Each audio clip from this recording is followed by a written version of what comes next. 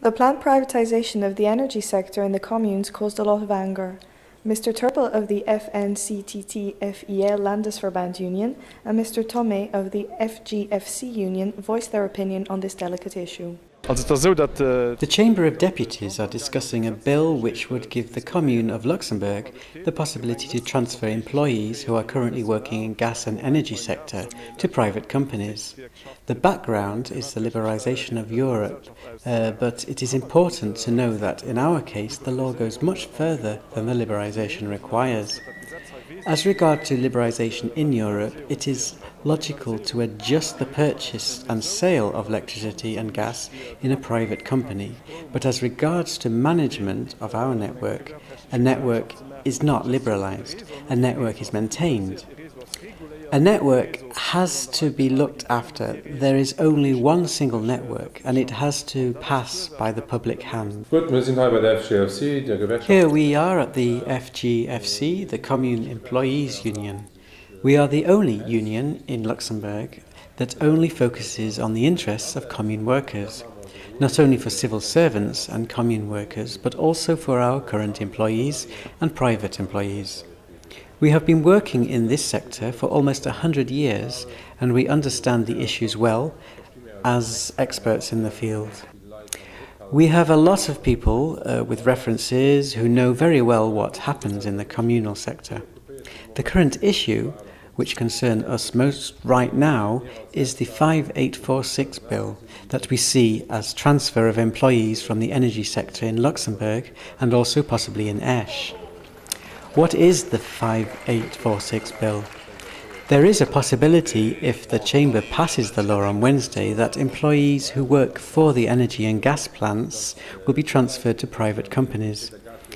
It is a measure that has never been taken before for this status, neither in the communes nor in the state. Of course, it is limited to 2 levels at the moment, but we fear that it will spread to other networks, including the commune and the state. We are not only defending the employees' interests, we are also committed to the population and the state. This case really shows us that people who work in this sector, the communal employees, that their aim is to provide a good service to customers.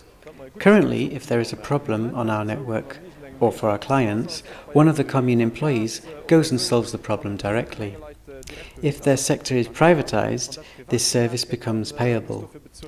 As regards to employment, if they are no longer work for the Luxembourgish state, but for a private company, new employees will not be taken on. Little by little, the secure jobs in the private sector will disappear and be replaced by jobs in the private sector. As regards to the consequences for our employees, first of all, here will be no losses either to salary or status-wise. But we have to imagine that someone who tried to get a job either with the state or with the communes sees their status lose value because of the new law. This means that primarily there are no consequences, but there are restraints. If, for example, they are transferred to the private sector, it is clear that the situation will change. That is to say, the work situation, the way people are to be re-employed in the new company, is unclear. Will they stay in the commune level, which is guaranteed by the status, or will they set up somewhere else in Luxembourg or even abroad? There will be mostly changes for those that will stay in the commune. Their salary structures provide an effective framework of different levels as regards to their career. There are 5 unions that are involved against privatisation and the transfer of network and employees that were received for the first time in the Chamber Commission. The first time we presented our intentions and our arguments against the bill. The Commission acknowledged that there was a lot of arguments to be taken into account. But if it is the Chamber that decides whether the law is voted, these arguments won't be respected. This is the reason why we are here today, to demonstrate at 2 o'clock and ask the Commission to remove the bill from its project. At 5 o'clock there will be a bigger demonstration with the unions and the communal employees from the whole country to clearly show that the employees are for good customer service and against the bill and against job transfers.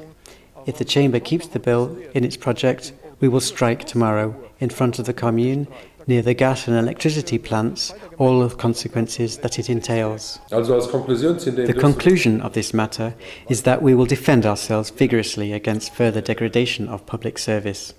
First of all, we will not let go, nor will our cooperation partners from the CGFP.